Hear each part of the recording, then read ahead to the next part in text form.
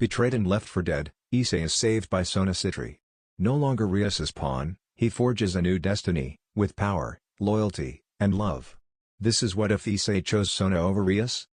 It was around 8 at night and the city of Kuo was quiet. Some people were returning home after their exhausting daily work routines, while others were already at home preparing for a peaceful family dinner, all of them totally oblivious to what was happening in a peaceful park at that time of night, something very contrary to what that place lived during the day since it was constantly visited by families, couples, children, young people and the elderly who enjoyed the pleasant atmosphere of peace that overflowed the place, thus transforming it into a place full of life that when night fell it became a quiet and peaceful place away from crime, moment of which some couples of lovers took advantage, having there a solitary place to be able to demonstrate their love in a quiet way, undoubtedly an ideal landscape for such objectives, only that on that special night something worthy of a horror movie would happen, because in the center of it a child of about 8 years old slowly crawled, leaving a trail of blood wherever he passed that if you looked closely at his face you could realize that it was full of bruises, his mouth expelling blood from the teeth apparently forcibly removed, where he could barely open his eyes from how swollen they were, and what to say about the rest of his body, since the fingers of his hands and feet were completely broken with his nails were barely holding on to them, apart from the fact that his clothes were in tatters as a result of several deep cuts. However, this badly injured boy clung to life while stammering something barely understandable, something like a name that due to the state of his mouth could be heard with luck. So no one could imagine that someone could hear his call. But they were wrong. Because despite everything, fortune was still on the side of that child, because that being he named came running directly to his rescue. What had happened for the child to be lying there in the park in such terrible conditions? About 18 months ago. The Hyodo family was like any other ordinary family living their humble lives. This family was made up of the father of the family, Guru Hyodo, the mother Miki Hyodo, the eldest son Issei, firstborn Hyodo, the daughter Rumi Beauty Hyodo, and the third son Dai venerated Hyodo. They were a family that tried hard to get ahead but very happy and united.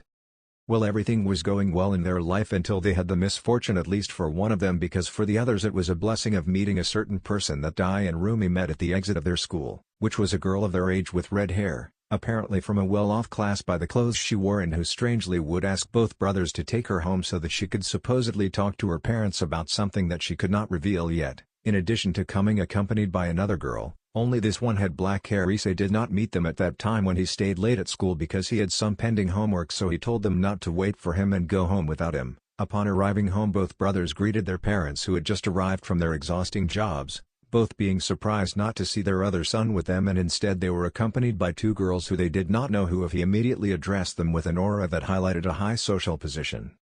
The first girl was called Rias Gremory, who after introducing herself ordered the other girl to introduce herself, since apparently she was her master, and the brunette her servant, who immediately nodded.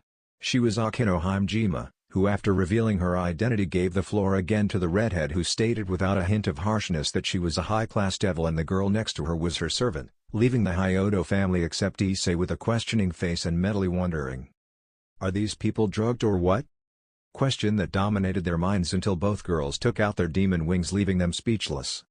Once the expectation had passed, the redhead would explain to them everything about the paranormal world and the laws of the underworld, and what she intended when presenting herself to them was that the Hyodo brothers were her servants because they possessed the sacred Gira power only for certain privileged humans. Of course, if they accepted the girl's proposal, the Hyodo family would acquire excellent economic benefits, and just when they still doubted the girl's words, suddenly Dai would take out a red gauntlet showing that he was the bearer of the Red Emperor Dragon, followed by Rumi, who materialized a blue gauntlet proving to be the bearer of the Dragon Tiamat. Just when Issei arrived home screaming excitedly about what he had seen in his brother's arms, he did not find this strange, or even seeing two unknown girls for him with bat wings on their backs, since being a fanatic of the paranormal he had already investigated this.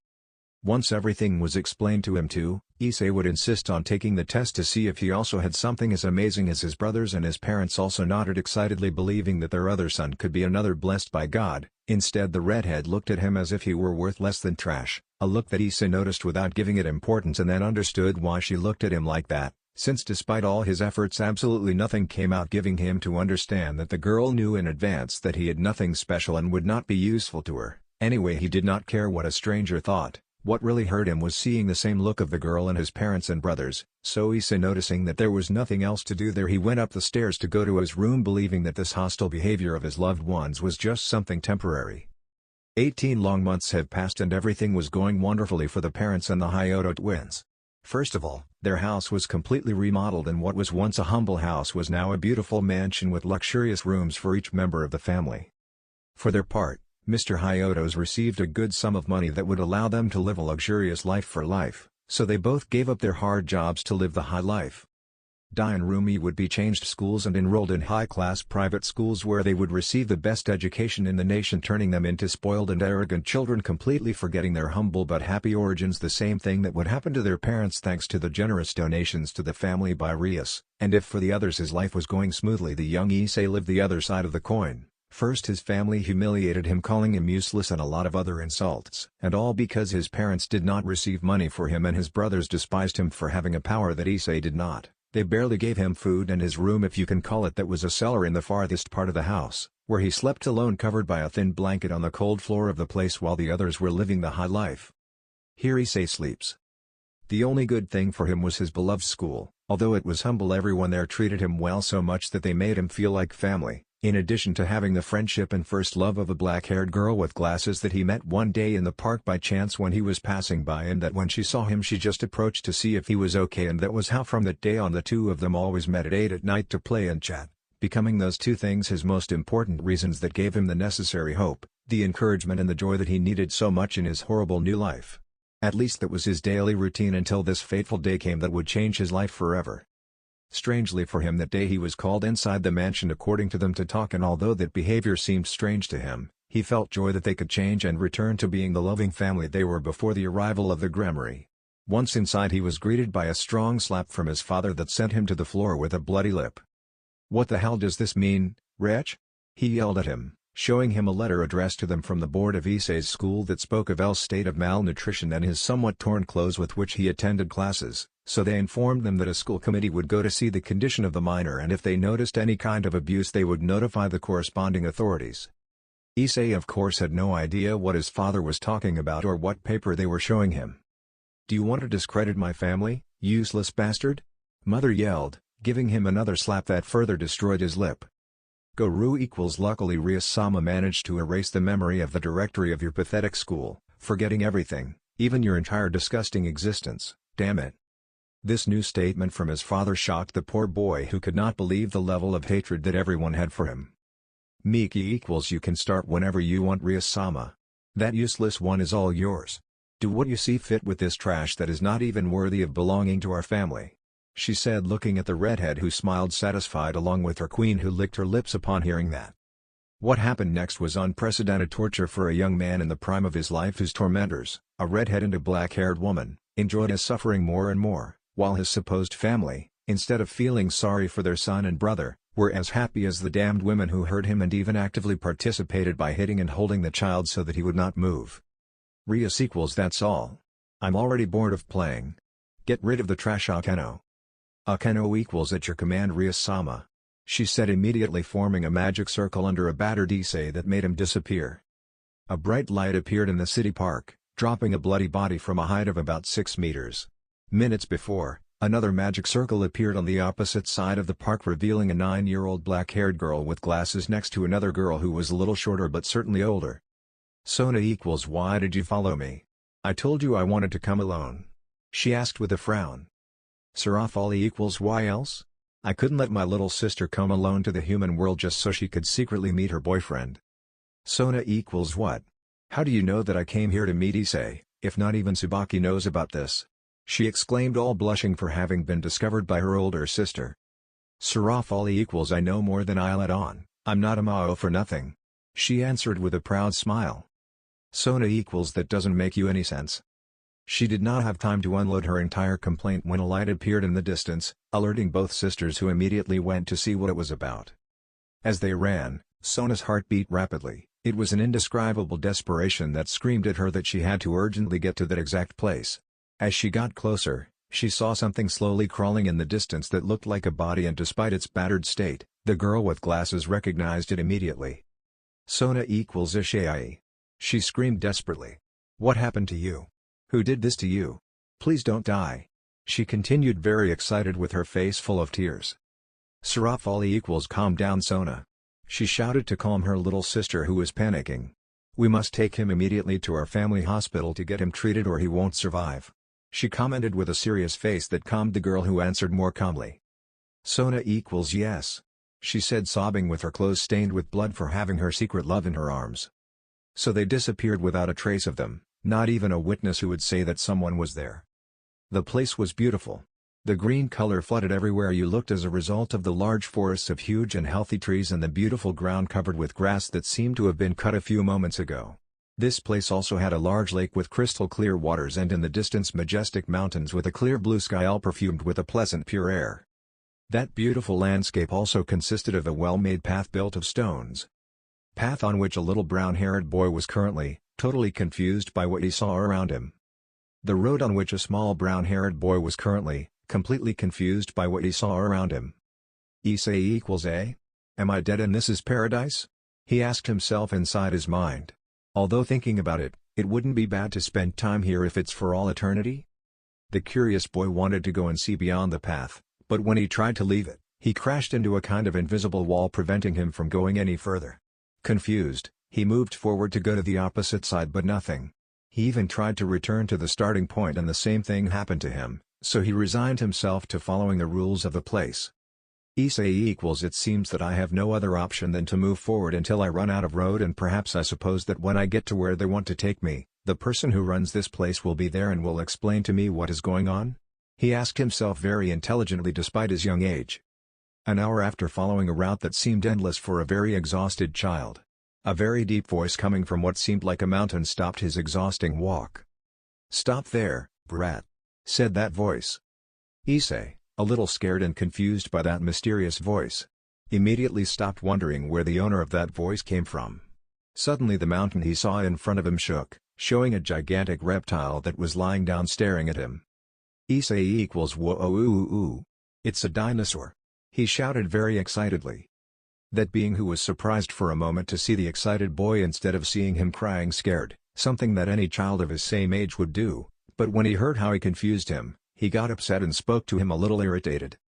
"B equals I am not a stupid dinosaur, brah. I am a dragon. A majestic being, powerful and honorable like no creature in this universe," he stated with such a loud voice that the child had to cover his ears, standing up and showing his beautiful and enormous wings.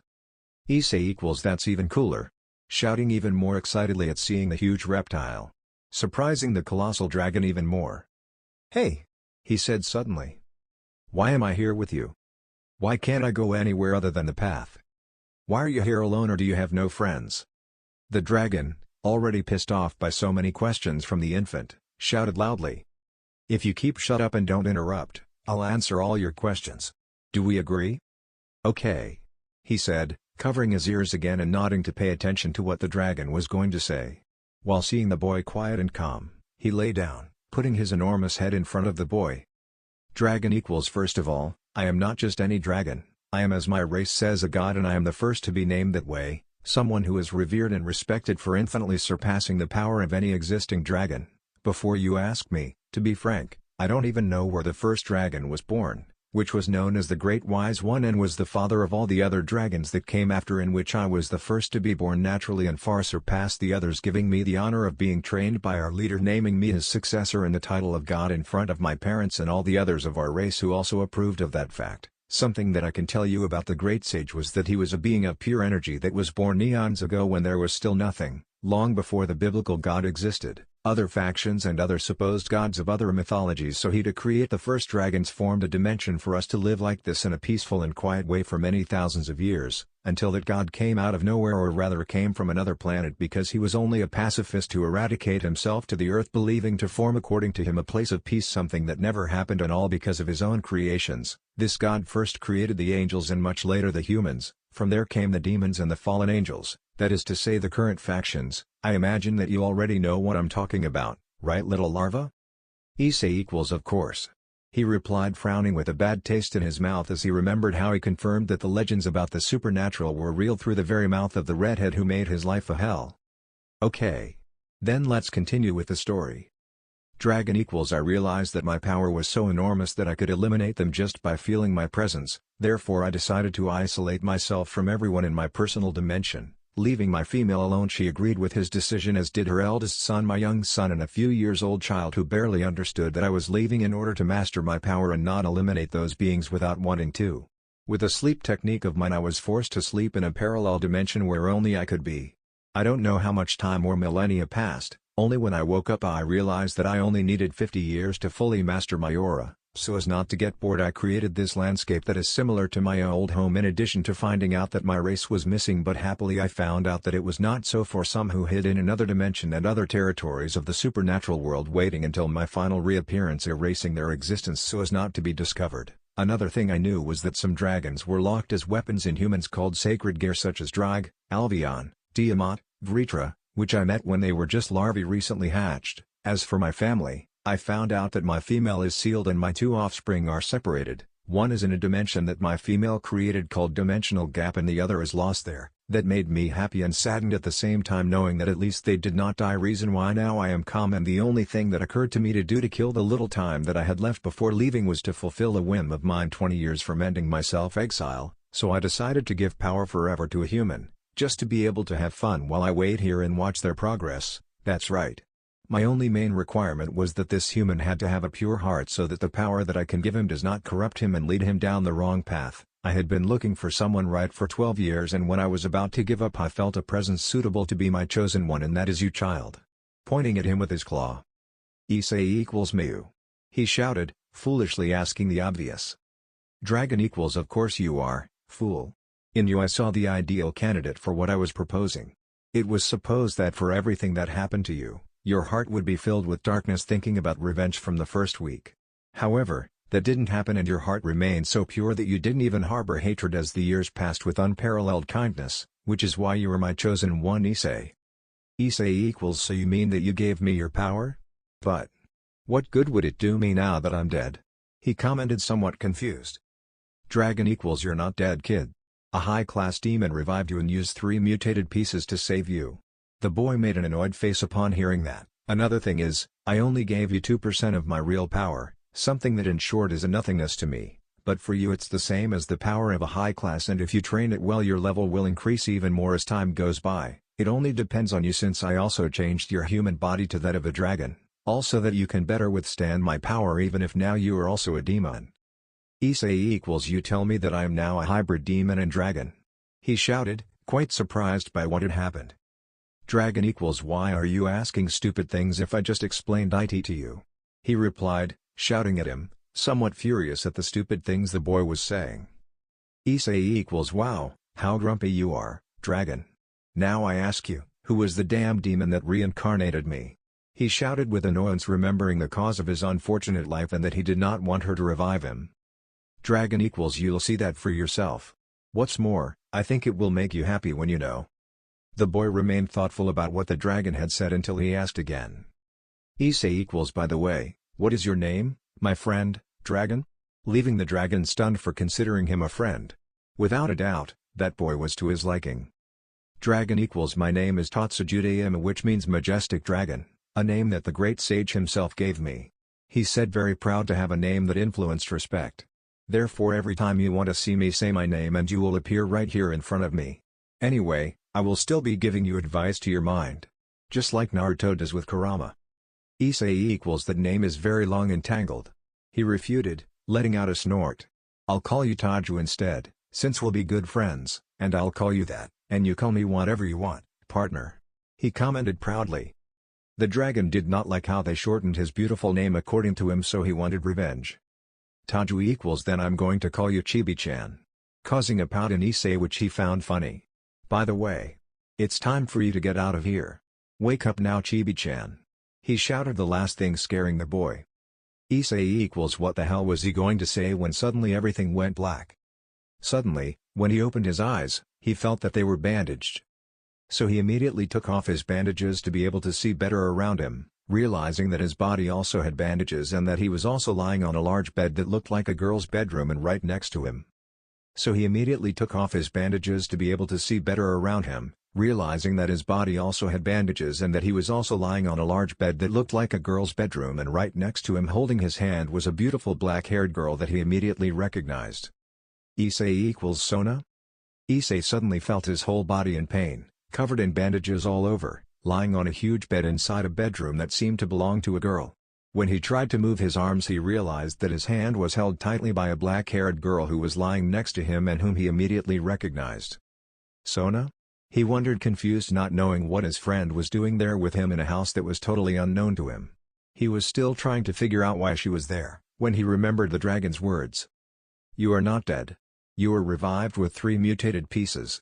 Remembering this, he put together all the missing pieces of his mental puzzle.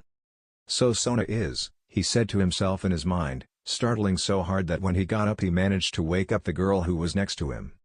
The beautiful black-haired girl, upon feeling the sudden movement, began to open her eyes little by little, gently adjusting her glasses because she was still sleepy, and as her vision was still blurry, she only noticed a silhouette in front of her, although it only took her a few seconds to identify the person sitting down. "Sona equals you woke up!" she screamed with tears in her eyes.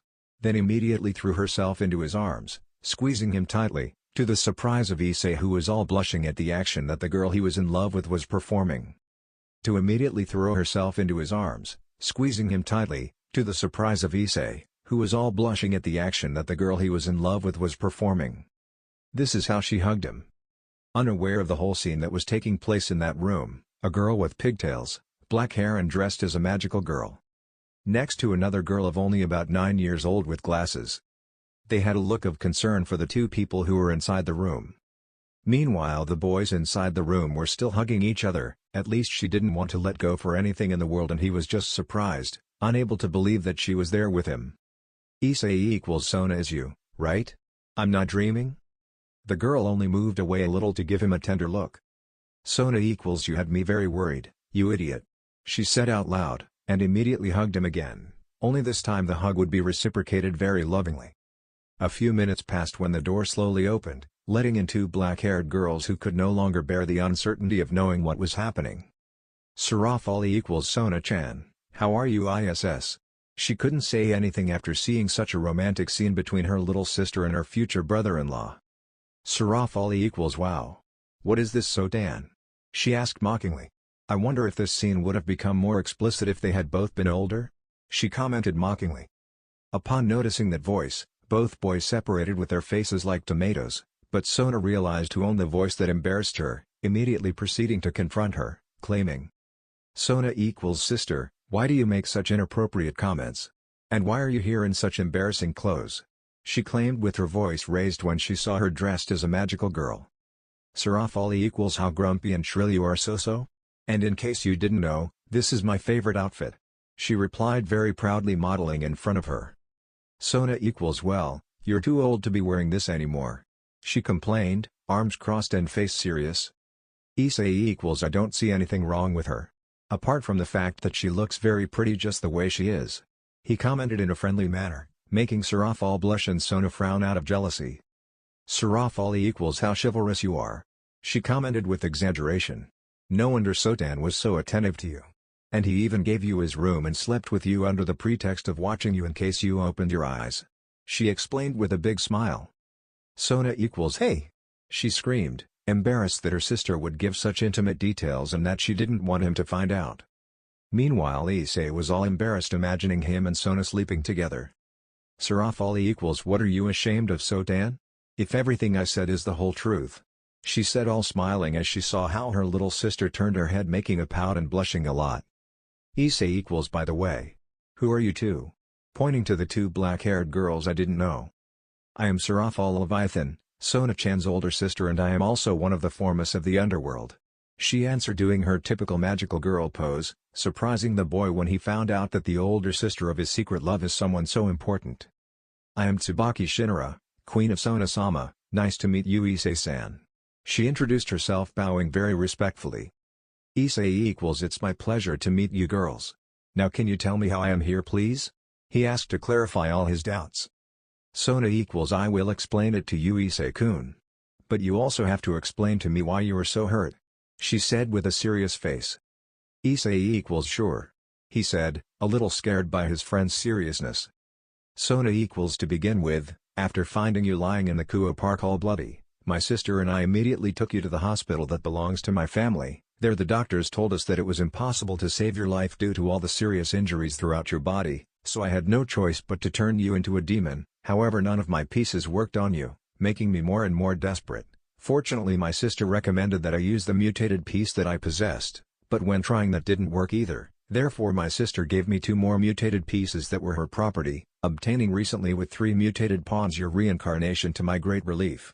After that you have been sleeping until today, already 1 full month of that."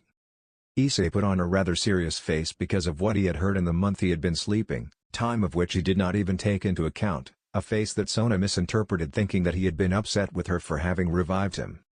Sona equals I'm sorry for hiding from you the fact that I was a high-class devil, Issei-kun, and I'll understand if you hate me now for turning you into my servant, without your permission," she said very sadly. Issei equals I would never hate you, Sona-chan.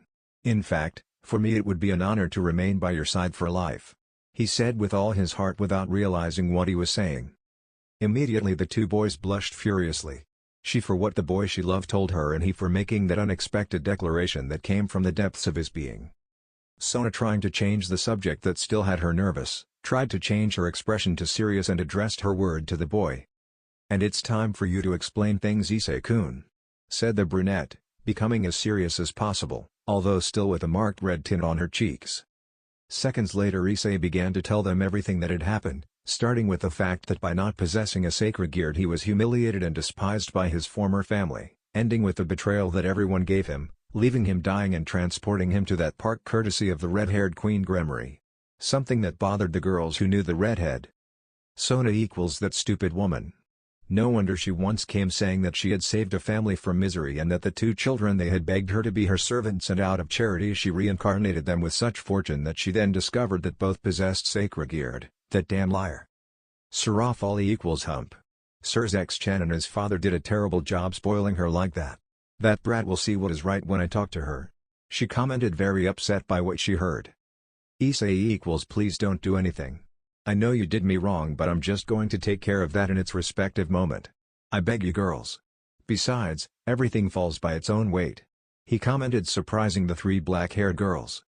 Both sisters nodded, respecting the boy's decision but still upset by the spoiled redhead's actions, and then listened to Issei explain to them about the dragon he met in his subconscious, keeping some details and how he turned him into a dragon, so that his body could withstand his power, now being 70% dragon and 30% demon, astonishing the girls.